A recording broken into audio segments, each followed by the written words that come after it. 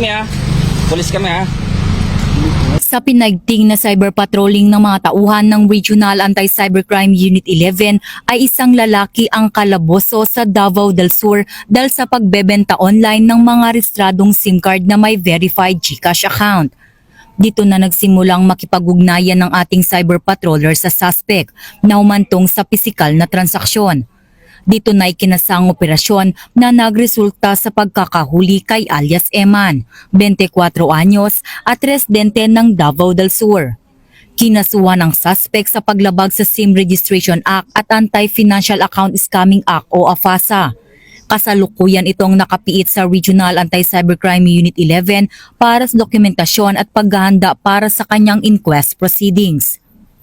Ngayong araw, February 3, 2025, ay nagsagawa ang personnel ng Regional Anti-Cybercrime Unit 11 ng isang entrapment operation na kung saan ito ay nagresulta sa pagkakahuli ng isang alias Eman dahil sa kanyang pagbebenta ng registered SIM cards at GCash accounts sa online.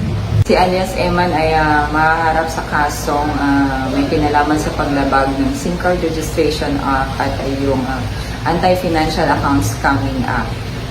So sa ating mga kababayan, mahigpit namin kayong pinapaalalahanan na ang pagbebenta ng registered SIM cards at GCash accounts ay ipinagbabawal sa ilalim ng ating batas.